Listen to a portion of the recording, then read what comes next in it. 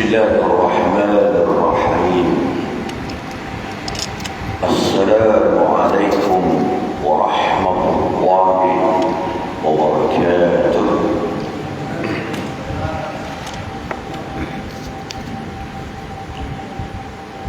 الحمد لله الذي أنزل السكينة في قلوب المؤمنين ليزدادوا إيمانا مع إيمانهم ولله جنود السماوات والأرض وكان الله عليما حكيما.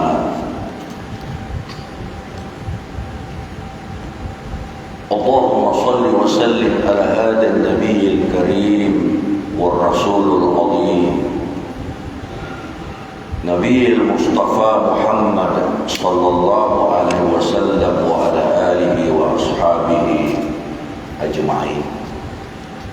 أما بعد. Yang saya hormati dan saya cintai dan saya muliakan seluruh ahli taqwa masjid ini, khususnya yang berbahagia atau pengurusi masjid ini, para jamaah, tuan haji, buat muhajir, seluruh jamaah kaum muslimin yang sudah hadir di masjid yang mulia pada subuh ini untuk menghadiri kuliah yang kita akan sampaikan insyaallah. Saya akan coba jelaskan secara sederhana saja insyaallah bab istighfar dan taubat atau taubat dan istighfar. Bukan begitu ya, kombinasi antara itu ya insyaallah. Kita akan bicara sekitar itu insyaallah. Mungkin dalam masa 1 jam ya. Bismillah mungkin akan boleh insyaallah. Cuman saya terlebih dahulu memohon maaf yang sebanyak-banyaknya kepada jamaah semua yang tadi agak emosi saya sedikit, suara saya pun tidak berapa cantik, kalau banyak bercakap agak parau sedikit. Jadi saya sengaja tadi pendekkan saja ayat kita baca, insyaallah. Suasana tidak mengizinkan saya baca ayat terlalu panjang ya, insyaallah. Hadirin sidang jamaah yang dikasihi dan dirahmati Allah Subhanahu wa taala. Saya sebenarnya jarang datang di Kota Kinabalu, jarang saya datang. Bukan saya tidak mau datang di Kota Kinabalu.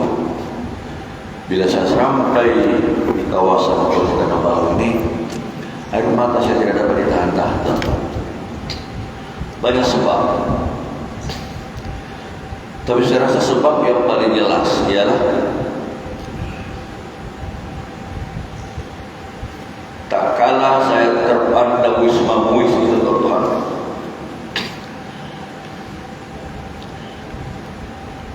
terbayang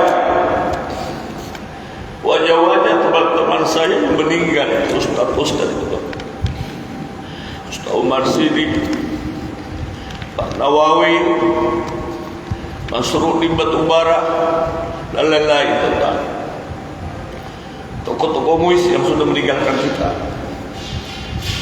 Saya duduk di tempat itu hampir 40 tahun ya Tuhan, hingga 9 itu.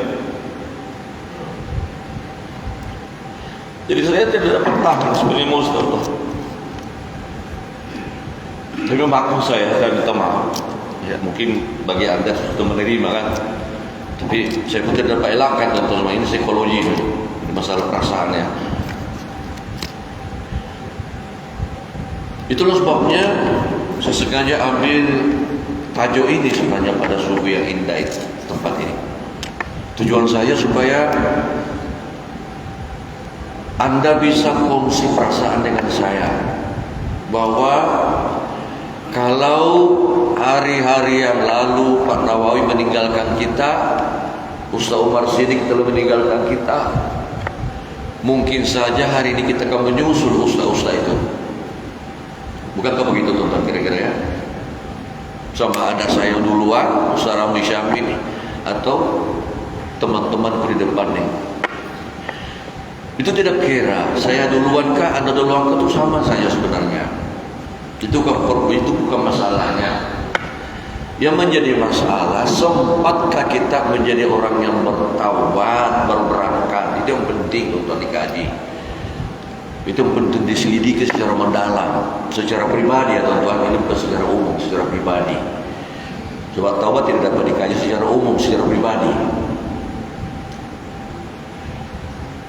Subhanallah. Saya akan coba kemukakan surah At-Taubah ayat 112 ya tuan-tuan. A'udzu billahi minasyaitonir rajim. At-taibun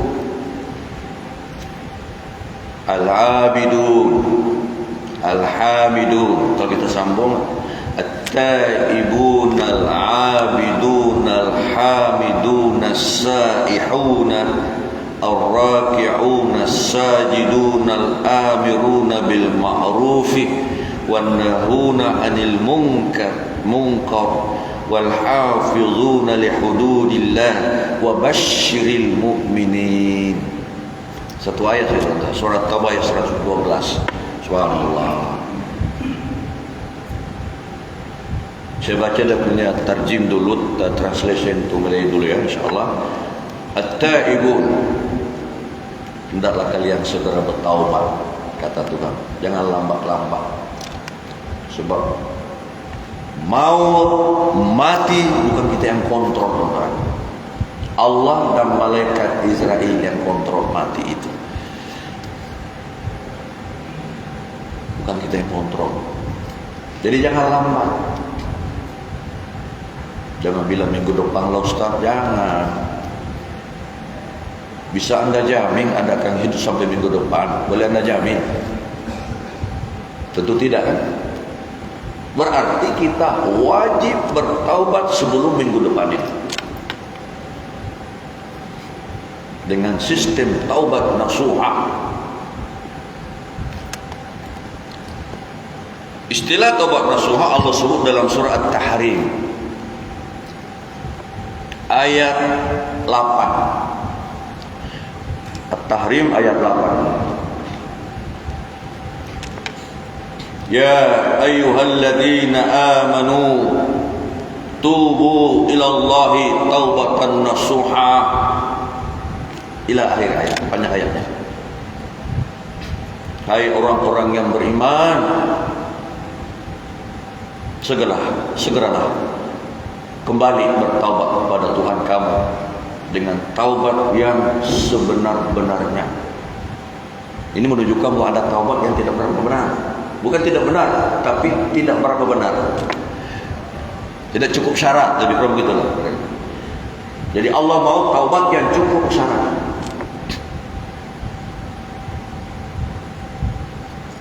Hadirin para jamaah yang dikasihi dan dirahmati Allah Subhanahu wa taala, kita kembali kepada surat Taubat ini.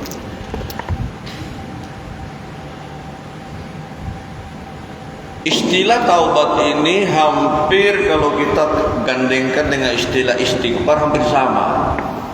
Cuma bunyi agak berbeda, tapi message-nya sama. Taubat, istighfar, istighfar, taubat. Ternyata di dalam banyak hadis-hadis Rasulullah yang sahih, banyak sekali baginda Rasul mendesak kita segera bertaubat, segera bertaubat. Di antaranya yang sempat saya teringat hafal insyaallah hadis itu. Qala Rasulullah sallallahu alaihi wasallam,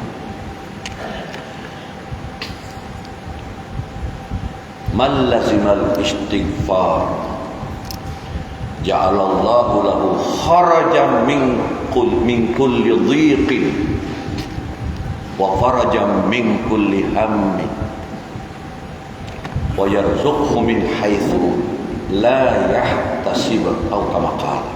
Itu hadis untuk menafsir ayat yang kita bicarakan sekarang ini, bab surah Taubah ayat berapa ini? Ya, 112. Itu baru satu ayat saja. Ya. At-taibun itu tadi. Segera kata Allah kalian bertaubat. Jangan lambat. Sebab umur bukan kita yang kontrol. Kalau saya bilang tadi seminggu mungkin masih panjang tuan-tuan. Lebih indah kalau saya katakan segera bertaubat pagi ini sebelum nanti terbenam matahari petang. Alasan saya mudah saja. Adakah di antara anda bisa menjamin Ustaz Ramli Syamsi akan hidup sampai matahari petang nanti petang ini terbenam? Bisa jamin tuan-tuan? Mana berani, saya pun tidak berani jamin. Itu menunjukkan bahwa mungkin kita akan mati hari ini tuan-tuan. Janganlah bilang minggu depan. Subhanallah. Tolong betulkan saya cakap saya kalau mungkin salah saya pun manusia biasa kalau buat salah. Tapi saya tidak salah. Ini secara psikologi kita dapat rasakan, ya kan? Oke, saya kembali kepada hadis tadi, kata Nabi, barang siapa menjadi rutin bagi dirinya secara pribadi selalu istighfar, astagfirullah ya Allah, maafkan saya ya Allah, astagfirullah, astagfirullah, dengan penuh perasaan. Kita pinjam style taubatnya para kaum sufi. Kita pinjam taubatnya Rasulullah sallallahu alaihi wasallam. Baginda Rasul mengatakan, taubatku kepada Tuhanku kadang-kadang 80 kali tiap-tiap hari. Di lain riwayat mengatakan kadang-kadang 100 kali tiap-tiap hari. Rasulullah. Padahal posisi Rasulullah dalam pandangan Allah Subhanahu wa taala dalam surah Al-Fatih disebut liyaghfira lakallahu ma taqaddama min dzambika wa ma ta'akhkhara wa yutimma ni'matahu 'alaika wa yahdiyaka siratan mustaqima.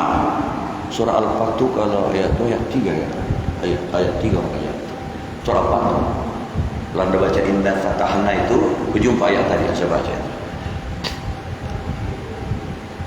Hai Muhammad, kata Allah, andai kata kamu ingin bermain dosa sekali-sekali, hai Muhammad, silakan. Andai kata sebelum kamu berbuat dosa, hai Muhammad, aku sudah ampunkan dosa, hai Muhammad. Subhanallah. Tapi dalam sejarah Nabi tidak pernah buat dosa. Andai kata, ya kan? Jadi kita dapat ilmu di situ, tuan-tuan. Posisi Rasulullah menurut Allah, kacamata Allah, Allah terlalu sayang kepada Rasulullah. Sehingga andai kata Nabi coba-coba bermain dosa sekali-sekali, andai kata tetap Allah akan maafkan sebelum Nabi minta maaf. Toh dalam posisi begitu baginda Rasul tetap beristighfar 80 kali, lain riwayat 100 kali tiap-tiap waktu, bahkan lebih daripada itu mungkin. Kita ini siapa sebenarnya, tuan-tuan? Umat yang sangat kerdil, yang tidak punya apa-apa sebenarnya. Termasuk saya sendiri. Itu membuat saya banyak menangis, tuan-tuan. Kurang beristighfar, kurang bersyukur. Perhatikan ayat yang saya baca tadi, tuan-tuan, rakaat kedua itu. Petikan dari Suratul Rahman.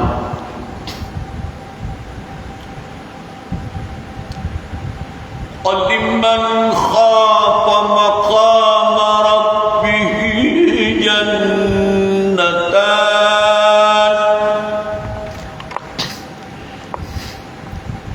fabi ayyi ala'i rabbikuma tukadziban.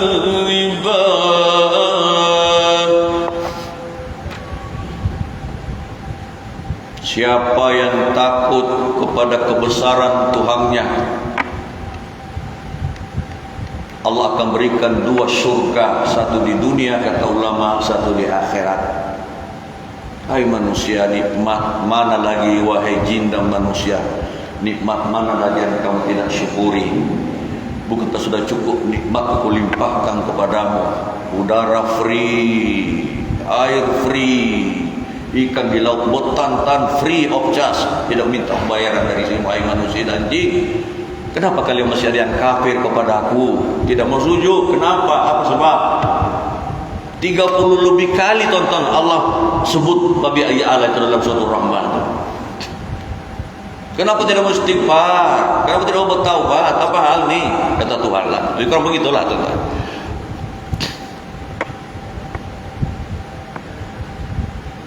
Subhanallah. Hadis tadi belum selesai lagi. Kata Nabi, barang siapa melazimkan dirinya, mulutnya, hatinya secara menyeluruh, ya. Orang sufi kata, biarlah kalimat istighfar itu terlukis tiap-tiap butiran darahmu yang berpusing dalam tubuh badanmu yang kerdil itu, kata orang sufi. Biarlah terlukis kalimat astagfirullah itu setiap butiran darahmu. Biarlah kalimat la ilaha illallah itu terlukis pada tiap butiran darahmu. Itu yang berlaku pada Abu Mansur Al-Hallaj ketika dituduh sesat di zamannya, digantung Abu Mansur Al-Hallaj. Menurut riwayat, tak kala darah yang segar melompat dari mulut Abu Mansur Al-Hallaj, tiap satu butir darahnya terlukis kalimat taubah, istighfar dan la ilaha illallah pada butiran darah itu. Dia dituduh sesat oleh zamannya. Dari raja yang berkuasa masa itu menangkap Abu Mansur Al-Hallaj, digantung di atas tiang salib. Tapi beliau seorang sufi yang benar menurut Imam Al-Ghazali, sehingga digantungnya itu sama dengan berhibur saja baginya. Bila melompat dari mulutnya, seluruh pojok tubuhnya darah setelah tercekik lehernya kan. Tiap satu butir darah keluar dari tubuh Abu Mansur Al-Hallaj berbunyi, berzikir kalimat istighfar, la ilaha illallah astagfirullah, la ilaha astagfirullah.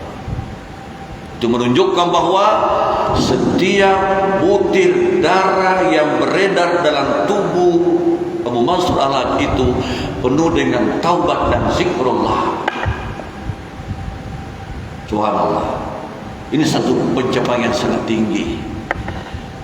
Cuma bertengkar alim ulama sufi, ada yang mengatakan sesat dan mengatakan tidak. Saya termasuk orang yang mengatakan tidak, walaupun saya tidak berapa cukup ilmu lah. Saya dapat rasakan. Subhanallah. Hadis tadi, sambungannya tadi, barang siapa melazimkan dirinya atau rutin bagi dirinya istighfar itu, Allah akan selamatkan daripada kesempitan hidupnya, kesempitan hatinya, jauh dari tension, jauh daripada marah-marah, termasuk jauh daripada tinggi darah, insya Allah. So hatinya tenang, setenang-tenangnya. Dia masuk grup muqarrabin yang rapat dekat dengan Allah Subhanahu wa taala. Kedudukan hati mereka digambarkan dalam surah Ar-Ra'd. Alladzina amanu wa tatma'innu qulubuhum bi dzikrillah. Ala bi dzikrillah tatma'innul qulub, surah Ar-Ra'd.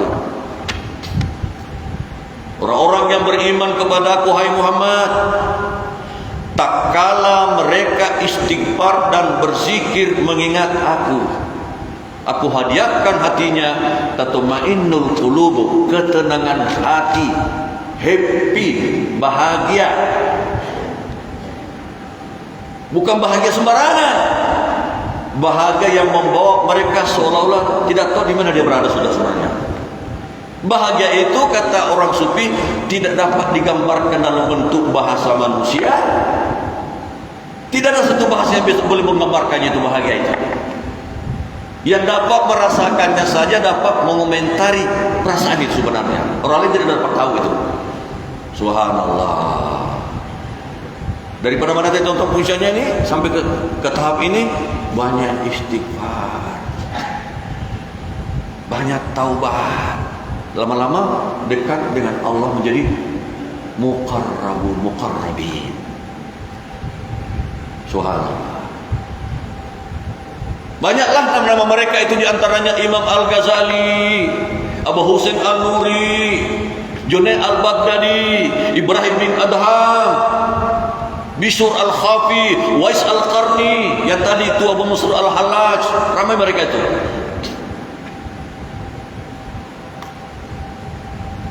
Rujuk karangan Profesor Dr. Abu Bakar Aceh, pengantar ilmu tarekat, ada di pasaran dijual itu. Cuma barangkali agak jauh sedikit kuliah kita, saudara-saudara sekalian. Saya akan coba tarik kembali ya, secara sederhana saja ya. Saya pun tidak sengaja sampai ke situ. Maafkan saya total. Ya, oke. Itu tadi hadis tadi agak panjang ya. Barang siapa melazimkan dirinya istighfar, pasti kata Nabi Allah tunjukkan daripada kesempitan hatinya tidak sempit lagi. Artinya lapang dadanya, lapang hatinya, sentiasa gembira. Walaupun makanannya sederhana saja, pakaiannya murah saja, rumahnya gubuk-gubuk murah saja, rumahnya kendaraannya mungkin jalan kaki, mungkin naik basikal, tapi hatinya happy selalu. Ini bukan masalah materi, ini masalah perasaan tentuan, masalah psikologi. Subhanallah. Itu buah istighfar tadi. Buah banyak bertaubat ini. Kemudian diselamatkan kata Nabi daripada hammun, duka cita yang berpanjangan, yang bisa membawa goncang kita punya perasaan. Akhirnya kita boleh macam-macam penyakit boleh timbul. Kalau duka cita diperturutkan, efeknya kepada macam-macam penyakit. Jadi kalau anda masuk dalam dunia istighfar, ya boleh saya katakan dunia sufi, insyaallah terselamat. Dapat jaminan dari Rasulullah, dapat jaminan dari Allah Subhanahu wa taala. Yang lebih cantik yang di ujung itu hadis ni. Wa yarzuqhu min haitsu la yahtasib. Allah, cantiknya hadis ini tuan-tuan. Ingat tuan-tuan menafsir apa tadi? Surah At-Taubah ayat 112. Kata Nabi lagi sambung hadis ini, Allah akan anugerahkan kepadanya rezeki yang melimpah-limpah dari arah dan penjuru-penjuru yang di luar sangkaannya. Indonesia panggil rezeki nomplok, selalu dapat rezeki nomplok. Kok ada rezeki datang di luar perhitungan. Subhanallah. Dan saya sendiri sebagai penceramah yang kerdil ini, saya keliling Sabah, selalu saya jumpai yang Nabi sebut ini. Dan saya bermalam di Kuala Kunyung seminggu, bermalam di Pulau Manggi 2 minggu, dapat saya selalu ini. Ustaz, assalamualaikum. Waalaikumsalam. Aku kebetulan kemarin Pak tangkap sotong besar. Jadi aku hadiahkan sotong besar kepada Ustaz. Pesta sotong kami tonton di Pulau Banggi. Subhanallah, rezeki nomplok. Apa sebab? Ustaznya banyak istighfar. Siapa sangka kalau kita beli sotong 5-6 kilo besarnya itu di KK, mahal harganya tonton, beratus itu. Saya free of charge saja. Itu namanya rezeki nomplok. Subhanallah. Contoh yang paling dekat lah, yang paling dekat ini ya. Saya tengah-tengah sibuk bicara di kawasan Sandakan Kindabat Tahanan. Dapat saya telepon saudara Muhammad yang pemilik komite yang baju biru itu. Waalaikumsalam. Siapa ini? Muhammad Pak.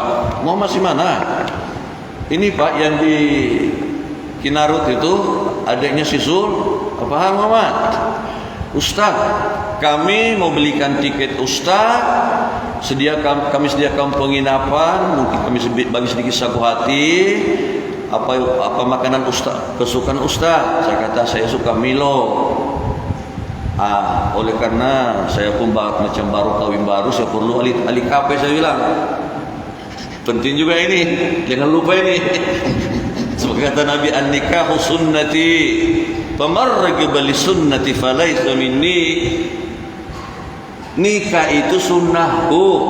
Siapa yang anti nikah, anti kawin, itu bukan orangku, bukan golonganku itu. Subhanallah. Ini namanya rezeki nomplok. Ya kan? Baru hari jalan-jalan di sana kan tiba-tiba dibelikan tiket free. Itu kan namanya rezeki nomplok. Hotel free, makanan free, ahli KP semua serba free. Itu yang Nabi katakan tadi itu. Wa yarzuqhu min haitsu la yahtasib. Coba kalau saya datang sendiri ke secara pribadi, sewa hotel sendiri, beli makan sendiri, saya nggak kena korban dekat 1.000, betul nggak? Itu sebagai bayangan, tonton. Itu baru bicara dunia. Di akhirat lebih hebat lagi. Subhanallah, ya kan? Tonton, jangan silap. Di mana saya sebut semalam ya? Di Paparkah? Di depan saya ada Tumuk Tiar di sana. Saudara Ustaz Hamdani, mantan Timbala Mufti Sabah. Saya sebut itu. Saya kata semalam, tidak silap saya. Tadi mana saya cakap itu? Saya kata saudara-saudara tahu tak? Menurut falsafah Dr. Hamka, pengarang kitab Azhar yang besar itu, manusia itu tidak pandai berhenti, jalan terus, kata Hamka. Macam sekarang lah, tuan-tuan, ibu-ibu di luar sana. Sekarang ini kita tengah berjalan nih sebenarnya nih, sekarang ini. Yang duduk badan kasar kita saja. Katalah Anda duduk dengar kuliah saya 1 jam. Yang duduk badan kasar kita, teman-teman. Umur kita gugur 1 jam, artinya jalan. Betul tak? Itu Hamka. Profesor Hamka memberi nasihat kepada kita supaya jangan terlampau lalai. Segera bertaubat, jangan lambat. Balik ke rumah ini malam, Anda tidur samping anak istri 6 jam, 7 jam. Yang tidur rehat badan kasar kamu, badan kasar kita, saudara-saudara. Umur kita gugur 7 jam, artinya jalan terus. Sampai habis, bila habis, innalillah. Jadi tidak ada alasan untuk yang kita lambat bertaubat, tidak ada alasan sebenarnya. Subhanallah. Saya tambah hadisnya tentang taubat ini, tapi hadis lain ya, kata Nabi, al-istighfaru ya'kulud dzunub kama ta'kulun nara hatta bayabisah. Istighfar yang kamu ucapkan itu dengan penuh perasaan mampu membakar semua dosa-dosamu, seolah-olah kayu api membakar, seolah-olah api unggun yang menyala-nyala membakar kayu api yang kering di hadapan rumahmu itu. Anda menyimpan kayu api bertimbun-timbun, tiba-tiba dibakar, sekelip mata sirna, onggokkan tumpukan kayu itu menjadi abu-abu yang berterbangan di angkasa. Tadinya timbun tinggi. Begitulah istighfar, kata Rasulullah SAW.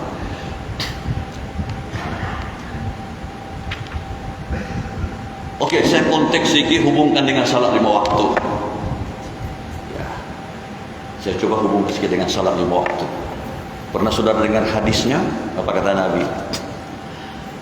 Salat 5 waktu itu, kata Rasulullah SAW, tak ubahnya sebatang anak sungai yang mengalir jernih di hadapan rumah kamu.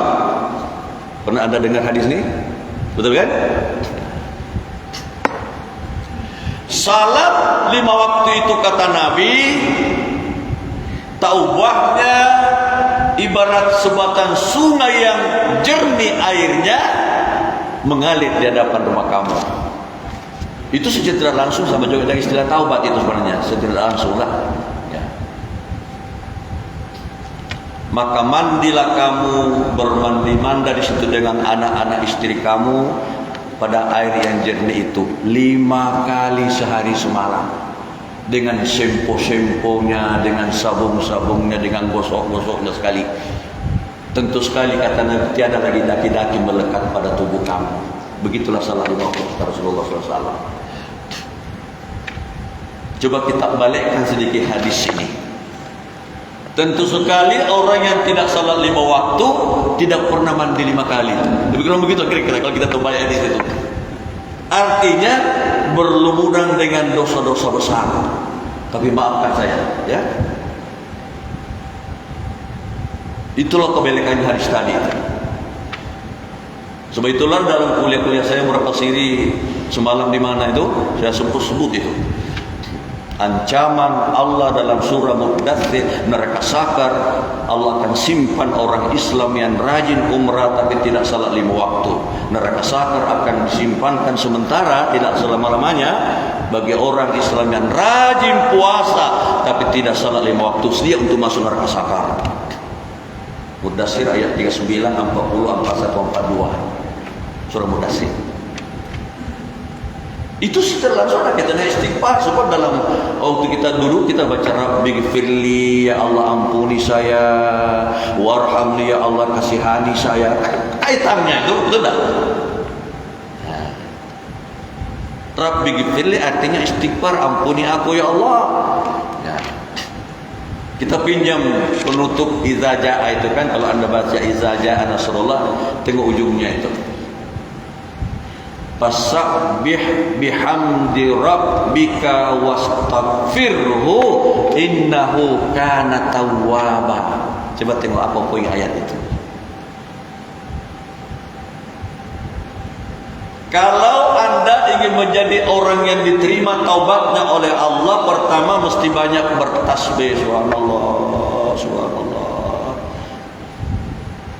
Kalau anda mau menjadi hamba Allah yang cepat diterima Allah taubatnya, banyak membaca astagfirullah, fasabbih bihamdi, bihamdi dulu, banyak membaca alhamdulillah, baru membaca astagfirullah, baru innahu kana tawwaba. Pelajari ayat itu sangat pendek saja tapi cantik. Idza jaa nasrullahi wal fathu wa ra'aitan nasa yadkhuluna fi dinillahi afwaja. Terus fasabbih, bertasbihlah banyak-banyak, bihamdi rabbika, baca alhamdulillah banyak-banyak, syukur banyak-banyak, istighfar banyak-banyak, baru innahu kana tawwaba. Jelas kan? Subhanallah. Saya sambung sedikit surah At-Taubah ini. Saya tinjau sedikit ujungnya itu, ayat yang saya jelaskan sekarang ini, surah At-Taubah ayat 112 ini. Ujungnya catat tentang ujungnya wabasyiril mu'minin. Sampaikanlah berita gembira hai Muhammad kepada hamba-hambaku yang menempuh syarat-syarat ini. Mereka akan masuk surga, maksudnya itu teman. Ini penutup ayat yang saya jelaskan 112 ayat surat Taubah ya. Jadi saya coba tambah lagi satu penggal lagi, kalau tidak sempat tidak apa lah. Yang penting kita sudah dapat punya poin-poin saja insyaallah ya. Jadi pertama taubat dulu, at-taibun. Itu syarat pertama kalau kita mau mendapat wabasyiril mu'minin, orang mukmin yang mendapat berita gembira masuk surga di akhirat. Dan itulah tugas pokok Nabi Muhammad SAW dilantik Allah jadi Nabi. Tengok surah Al-Ahzab. Ya ayuhan nabiyyu inna arsalnaka syahidan wa mubasysyiran wa nadhira. Basyiran wa nadhira wa da'iyan ila Allah bi'idnihi wa sirajan munira. Kita ambil yang basyirannya itu. Jadi tugas Nabi cuma dua, basyiran wa nadhira, membawa berita gembira surga bagi yang taat kepada Allah, membawa berita ancaman neraka bagi yang menentang Allah dan Rasulnya. Jelas. Jadi masuk dalam taubat itu tadi, taubat itu. Kita akan berhak mendapat wabasyiril mu'minin, penutup ayat yang saya jelaskan ini. At-Taubah ayat 112 tuan. Saya tambah lagi satu poin lagi ya. Ciri-ciri orang yang mau bertobat itu kata Allah, ciri pertama taubat, ciri kedua abidu, memperhebatkan ibadahnya. Ibadah kan terbagi dua, ibadah wajib, ibadah sunnah, betul tak? ibadah wajib, sunnah. Sekarang zaman kita ini sudah zaman terbalik. Ramai, harap tidak ramai lah. Katakanlah ada di antara teman-teman kita sunnah diperjuangkan habis-habisan, wajib tertinggal. Ini terbalik lagi. Macam tadi juga itu, rajin puasa tapi tak salat, terbalik lagi si kawan kita. Perlu dakwah, perlu ceramah, perlu nasihat golongan ini. Itu lembak, tapi ada kaitan juga.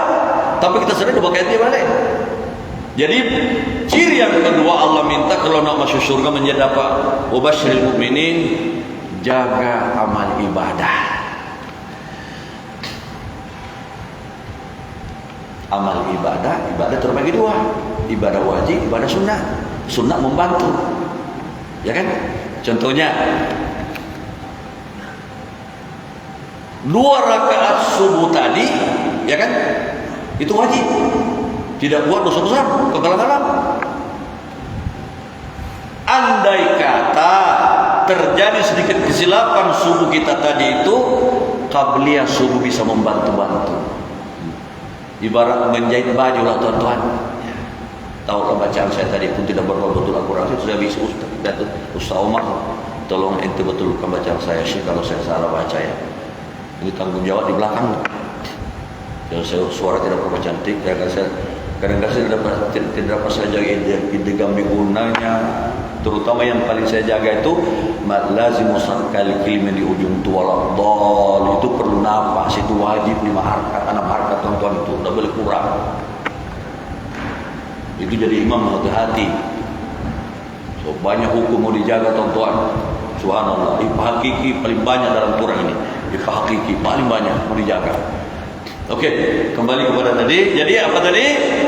Syarat yang kedua Allah minta supaya boleh dapat lambayang surga, berita surga untuk kita tuan-tuan, jaga amal ibadah.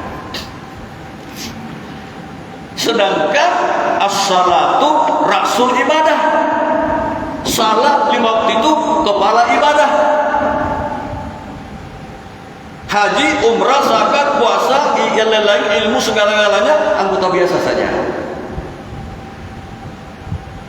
Itu anggota biasa saja. Tapi penting juga.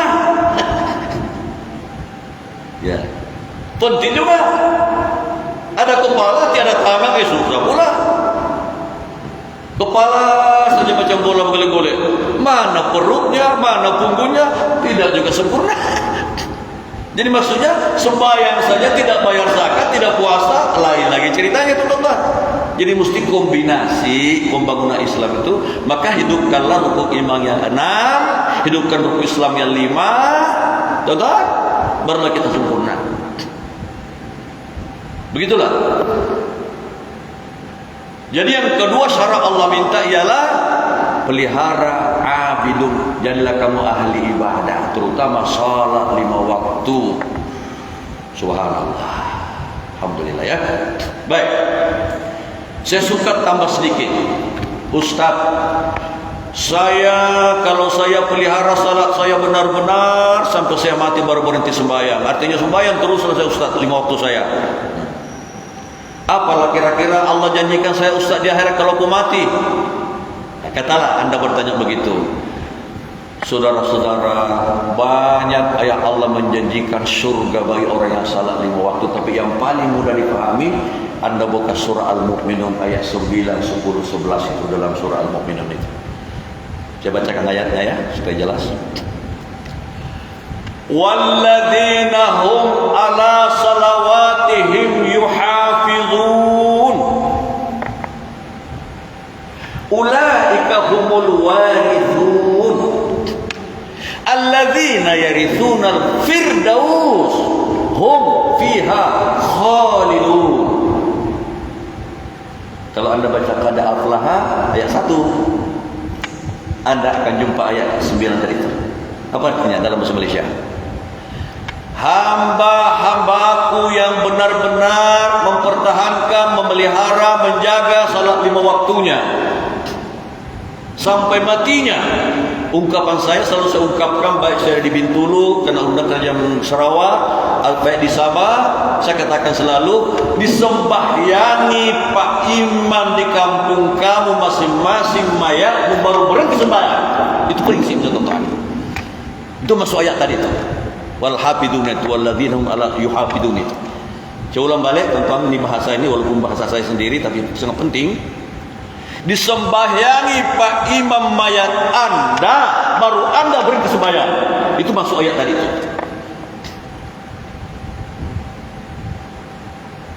Barulah Anda berhak mendapat janji Allah ni. Apa kata Allah? Akan kuwariskan kepada ahli sembahyang 5 waktu itu sebuah syurga di akhirat nanti. Syurga itu namanya syurga Firdaus. Allah pembebas itu. Amin lah. Jangan dia amin ya. Ramai-ramai amin. Tapi jangan amin saja. Ingat, mesti salat 5 waktu sampai mati. Memang Quran bicara, wa'bud rabbuka hatta ya'tiyakal yaqin. Sembahlah Tuhan kamu dengan salat 5 waktu kamu sampai mati, sampai kematian datang, baru stop sembahyang. Maksudnya disembayangi Pak Imam mayat kita, Bapak-bapak tonton segala, baru berhenti sembahyang. Artinya bukan saya yang cakap, saya itu cuma saya punya ceramah untuk memudahkan masyarakat bisa memahami ayat suci. Kan begitu maksud saya. Kita ini sebagai perantara saja sebenarnya. Mubaliglah dipanggil penyampai saja. Ya. Subhanallah. Minta maaf untuk saya minum dulu sedikit supaya nanti kalau macam habis bagi saya signal ya kalau sudah habis rekaman kami itu.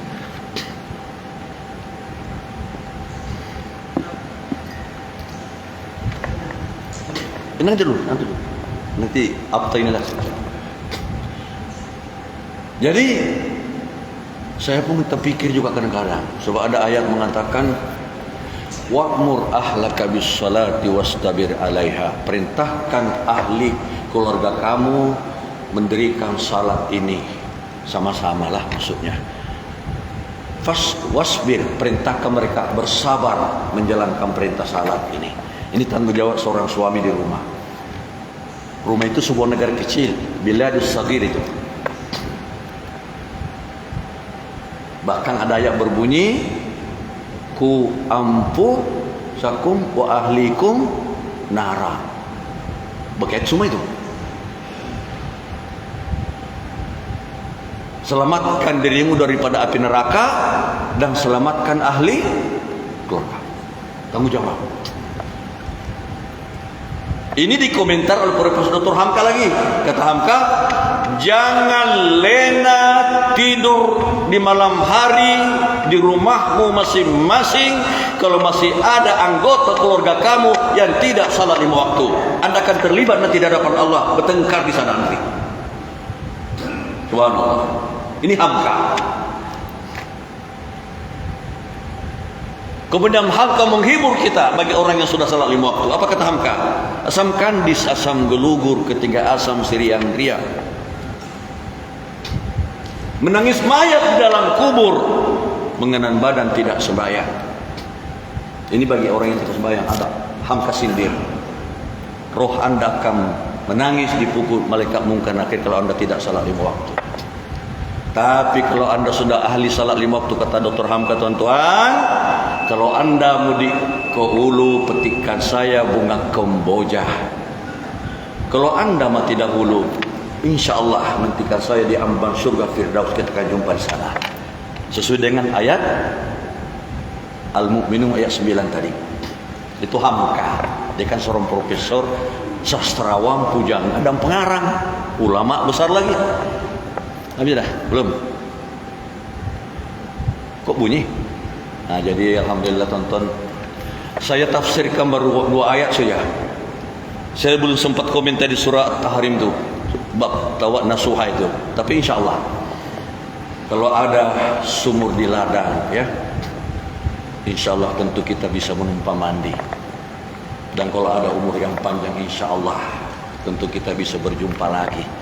Cuma kata almarhum Ustaz Umar Siddiq yang nakal nih, sudah meninggal, yang banyak menangis. Apa kata Ustaz Umar Siddiq? Kalau ada sumur di ladang tentu kita bisa numpang mandi. Kalau ada umur yang panjang tentu bisa kita kawin lagi. Itu Umar Siddiq, tuan-tuan. Dia ustaz yang banyak menghibur kami, Ustaz Umar Siddiq nih. Saudara-saudara, jadi saya akhiri sajalah karena ada sudah signal. Muhammad Ali itu barangkali walaupun tidak sempurna, memang aku tidak sempurna lah kuliah ini. Memang banyak dia punya kekurangan. Tapi kalau yang kurang itu tontonnya, ambillah yang poin-poin yang bisa kira-kira memberi pemangking, pendorong semangat untuk beribadah sungguh-sungguh teman-teman kita yang ada ini. Dan saya tidak salahkan Anda kalau sampaikan kepada keluarga Anda apa yang Anda dengar di sini. Sebab kata Nabi, balighu anni walau ayatan. Sampaikanlah kepada siapapun teman-teman kamu dimanapun berada satu ayat yang kamu dengar dari tempat kuliah-kuliah itu, termasuk hari inilah. Saya izin Anda sampaikan, panjangkan supaya makin besar kita punya nasihat-nasihat yang berguna ini, insyaallah. Itu saja barangkali saudara-saudara sekalian ya. Saya tarik diri, undur diri. Wabillahi taufik wal hidayah. Wassalamualaikum warahmatullahi wabarakatuh. Ada pertanyaan tadi? Apa bang?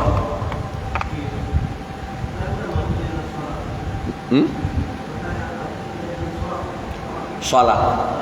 Udah dengar? Coba besar-besar sedikit. Bagi apa? Udah pembesar salat. Supaya teman-teman kita lain dengar. Apa pertanyaannya?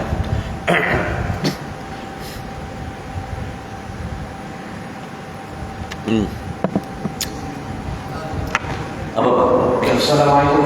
Waalaikumsalam warahmatullahi wabarakatuh. Ceramah tadi banyak berkata tentang sholat lima waktu. Macam mana dengan apakah kita berikan menjaga sholat lima waktu bagi setengah orang yang suka melengahkan waktu sholatnya sehingga masuk waktu yang lain. Maksudnya dia sholat zuhur di ujung waktu dekat dengan asar, sholat asar di ujung waktu dekat dengan maghrib, akan salah satu terlalu sibuk dan ada urusan lain. Padahal itu urusan mungkin saja, kesibukannya diabaikan sehingga dia suka menampakkan waktu sholat. Ya, tapi dia sholat, tapi suka menampakkan waktu. Dan akhirnya sholat itu dengan tanggung jawab si suami ataupun bapa kepada keluarga yang sepatutnya menegur atau menasihat supaya mendirikan sholat.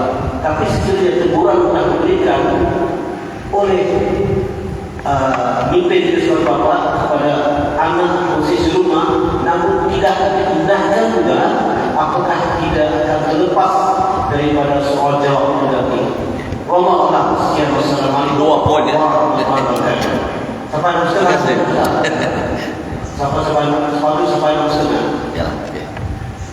Alhamdulillah, saya sangat gembira mendengarkan pertanyaan ini.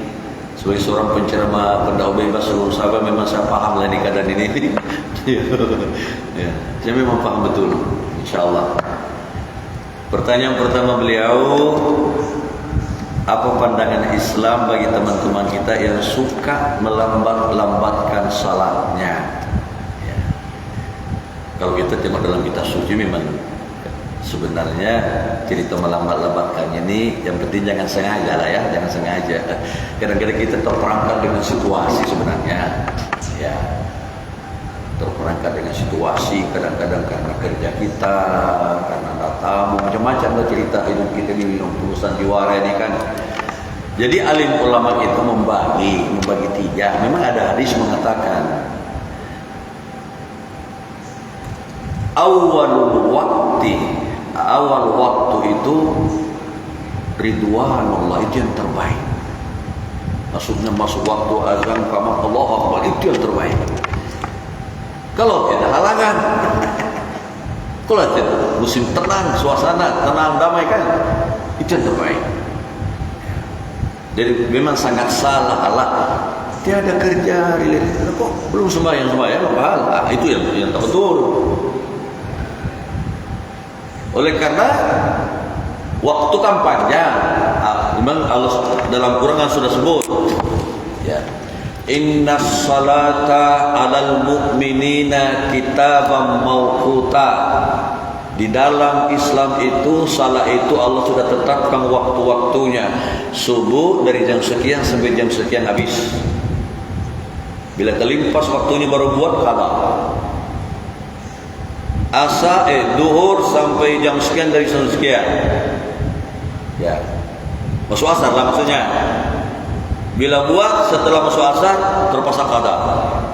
Itu panjang ceritanya itu. Begitulah seterusnya. Jadi timbul masalah. Kemudian ulama membagi 3 waktu ini. Ulama membagi 3 berdasarkan hadis Nabi, ya kan? Awal waktu itu yang terbaik. Katalah umpamanya duhur jam 12.30, ini sebagai contoh ya. Katalah duhur 12.30. Artinya sekitar 12.30, 12.40 itu yang terbaik waktu sembahyang duhurnya, sama ada berjamaah atau sendirian, ya. Artinya 10 menit sesudah azan terus sembahyang, itu yang terbaik. Besar pahalanya tuan-tuan, apalagi kalau berjamaah. Tapi bukan selamanya kita normal, betul tak? Macam-macam masalah kita hadapi, kawin lah, kenduri lah, kesana lah, kemari lah, macam-macam urusan. Celana kotor lah, macam-macam lah katanya. Terpaksa lambat-lambat sikit. Tidak apa, sah dan diterima, tapi dikurangi sedikit pahalanya.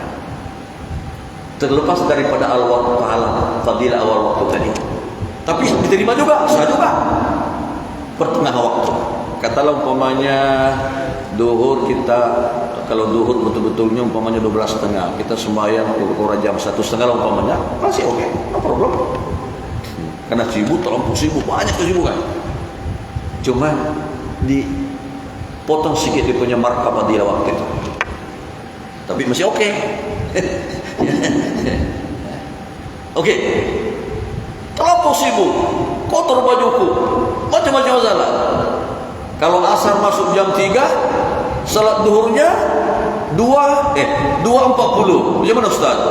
Masih oke, cuma makin dipotong pahalanya. Kehilangan pahala pertama apa fadilahnya, kehilangan fadilah waktu pertengahan, dia tidak dapat ekor-ekornya, tapi masih diterima. Akhir waktu afuwallah, itu dalam hadis tersebut. Masih diterima, cuma markah dipotong. Macam murah lah maksudnya pahalanya. Cuma kalau sempat dia termasuk asar belum sembahyang, itu yang gawat, itu yang banyak ceritanya itu. Kalau sengaja melimpasi waktu duhur, masuk asar belum sembahyang duhur, dia telah menanggung satu dosa besar. Tapi wajib bayar duhurnya dengan qada. Usalli fardad duhri 4 rakaatin qada'an karena luar waktu, dan harus bertaubat paling kurang istighfarnya 3 kali dengan penuh perasaan bahwa maafkan aku ya Allah karena aku terlanjur melambat-lambat waktu duhurku ini. Dengan penuh komitmen tidak akan ulang balik. Insya Allah dia maafkan kesalahannya, tapi jangan ulang lagi. Kalau terlanggar lagi, taubat lagi lah. Terlanggar, taubat lagi. Itulah istilah taubat ini. Lain ceritanya, kata Nabi, man nama am salatihi aw nasiyaha falyusalliha idza dzakara. Itu lain cerita.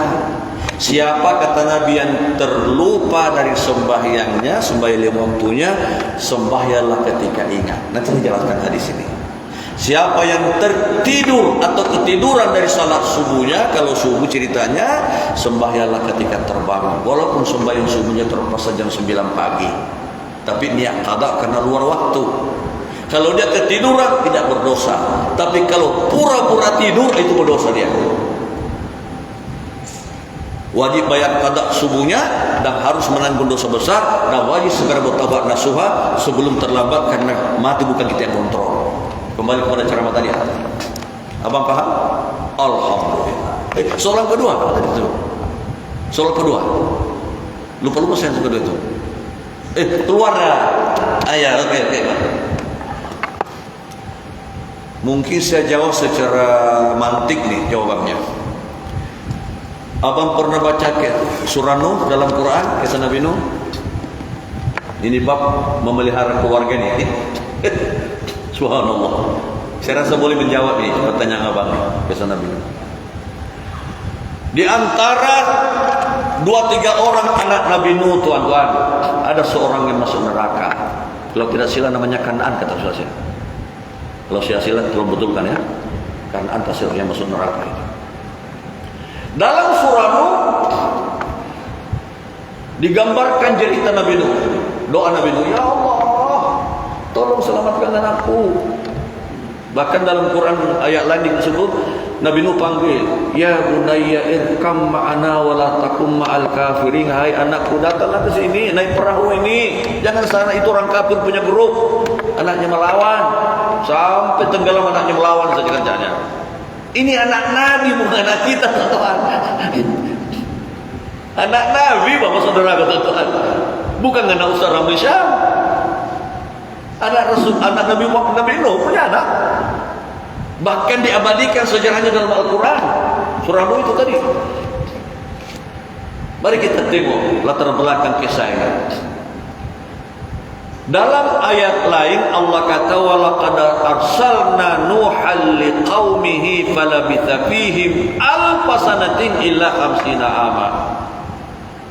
Aku letakkan hambaku Nuh itu hidup di tengah-tengah kaumnya, memimpin dan membimbing kaumnya selama 1000 tahun sebenarnya. Tapi merengek-rengek Nabi Nuh kepadaku, tidak pada berhenti minta, ya Allah matikan aku cepat-cepat. Tidak tahan sudah aku di kaumku dan keluarga aku, ini terlalu banyak dia punya masalah. Ya Allah.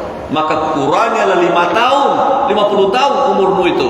Maka menjadi umur Nabi Nuh tuan-tuan sebenarnya 950 tahun. Allah buang 50 tahun karena terlalu mendesak dia. Tolong matikan aku tidak tahan lagi ya. Sepanjang waktu yang begitu luar biasa dalam sejarah yang kita baca dalam Quran itu, tuan-tuan, Nabi Nuh tidak pernah berhenti memberi nasihat kaumnya, keluarganya, termasuk anak yang tenggelam tadi. Jadi kita dapat belajar dari sini, tuan-tuan, bahwa selama Anda hidup di samping anak istri itu, sekeras kepala manapun anak-anak itu, tetap juga kita berhak diberi Allah tanggung jawab memberi nasihat, ikut situasi, ikut keadaan. Kalau perlu lembut, perlu keras. Nah, begitulah Nabi Nuh. Kita tengok dakwah Nabi itu, kadang-kadang beliau lembut, kadang-kadang dia keras. Kerasnya bukan ngalang-ngalang, lembutnya bukan ngalang-ngalang pula. Nah, begitulah. Nah, jadi abang pelajari tafsir Nabi Nuh itu ya. Katalah begini, saya sudah bekerja keras Ustaz membimbing keluargaku, tapi ada juga yang larikan diri. Macam Nabi Nuh tadi. Sebenarnya pada hakikatnya Anda sudah ada modal untuk menghadap Allah. Ya Allah, Engkau Maha mengetahui bahwa aku sudah membimbing anakku sedaya upayaku, tapi ternyata itu juga haluan anak Nabi Nuh. Terserah kepadamu ya Allah. Saya rasa Allah boleh pertimbangkan itu. No problem, insyaallah. Sebab dalam hadis qudsi dikatakan, murkaku didahului oleh magfirah dan rahmatku. Aku lampiaskan dulu magfirahku kepada apa saja masalah yang dihadapi hamba-Ku, baru datang murkaku. Jadi ada kemungkinan Allah akan maafkan abang kalau abang. Tapi jangan sekedar belakang-belakang saja. Betul-betul bimbing dia semaksimal mungkin, ternyata gagal, itu sudah lain cerita. Insya Allah bisa dipertimbangkan di akhirat. Itu harapan saya, teman-teman ya. Yang salah kalau McDonald saja, biniku dah sembahyang, itu tidak boleh. Itu amanah, tuan-tuan. Amanah itu istri itu. Anak apa lagi, tuan-tuan? Baca tadi ayat yang saya sambung surga pada itu. Walladzina hum li amanatihim wa ahdihim ra'un. Amanah harus disempurnakan, tuan-tuan. Nah, itu saja barangkali ya. Barangkali satu soalan lagi ya. Ada soalan lagi? Ya. Saudara-saudara yang ngantuk-ngantuk ini. Ya. Ada? Oke, ada? Nah, kalau tidak ada, alhamdulillah, barangkali berakhirlah kita punya majelis ya, tonton. Abang yang bertanya, ada minuman kan di luar ini? Ada? Tidak? Tak apa. Itu Biasalah itu. Ya kan, sudah sempatkan kan kita. Jadi kedatang langkah habis tidak ada persiapan. Apa? Insyaallah. Jadi itu sajalah pertemuan kita. Insyaallah sama-sama kita berdoa. Mudah-mudahan Allah panjangkan usia kita dalam keadaan tetap istiqamah menjalankan perintah-perintahnya. Kalaupun kematian datang, mudah-mudahan kita ingat doa saya tadi. Allahumma khtim lana ya Allah bi husnul khatimati was sa'adah. Tuhanku, kalau Engkau matikan kami ini ya Allah, matikanlah kami dengan penuh bahagia, dengan husnul khatimah. Ya. Ingat sejarahnya saudara kita Imam Ramli Nurdin di Sandakan, Imam daerah Sandakan. Ini orang besar nih, pernah menonton Datuk Musama bertanding kawasan itu. Imam ini, imam daerah itu politik. Kalau dari Datuk Musama itu yang meninggal di atas mimbar. Namanya husnul khatimah. Dia baca khutbah di Sungai Kayu depan rumah Musa Aman ini. Orang yang berkhutbah kan semua jalan terus jatuh pingsan. Itu namanya husnul khatimah. Itu saya baca tadi baca. Allahumma khtim lana ya Allah, ketika Engkau matikan kami. Bukan saya Allahumma khli, kalau makhluk untuk saya sendiri seorang. Imam tidak boleh pakai individu, itu namanya mengkhianati jamaah di belakang. Saya menjadi imam selalu ini hati-hati. Jangan bilang Rabbi gfirli, itu awak doakan diri sendiri di belakang mana? Mesti Allahumma khtim lana, bukan Allahumma ftahli. Ya, itu sebab kami kursus imam seluruh Sabah ini. Begitu kan? Itu tentang imbangannya. Ada juga orang mati di gelanggang maksiat, itu namanya su'ul khotimah, bahaya total. Contoh, ini contoh terdekat lah. Sekarang banyak di tengah-tengah kita ini, di mana-mana bandar ya.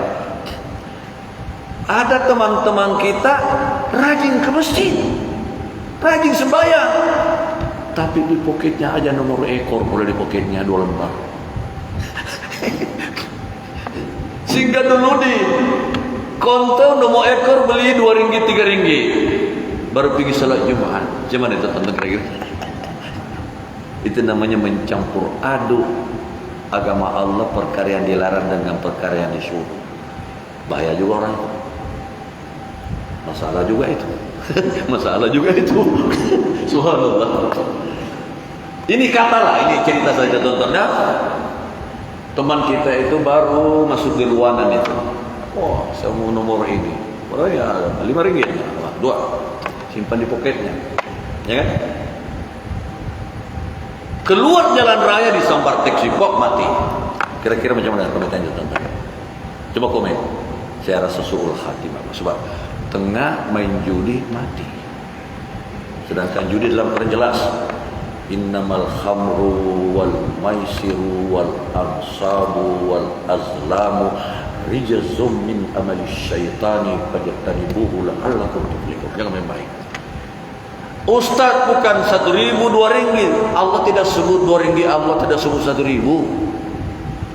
Walaupun Anda main judi 1 sen, tetap dosa besar. Sudah Quran sudah bicara dalam bab itu. Hukum main judi 1 ringgit sama dengan 2 juta hukumnya. Jangan main judi ini. Itu cerita saja, tapi tidak ada di sini barangkali. Harap jangan pandang enteng lah maksudnya. Jangan main-mainkan. Ya. Allah ini sensitif, bukan macam kita. Ya kan, kalau saya maafkan saja. Ya. Tapi kalau Allah tidak boleh. Subhanallah. Begitulah barangkali perpisahan pertemuan kita hari yang indah ini. Mudah-mudahan Allah panjang umur kita insyaallah. Wabillahi taufiq wal hidayah. Wassalamualaikum warahmatullahi wabarakatuh.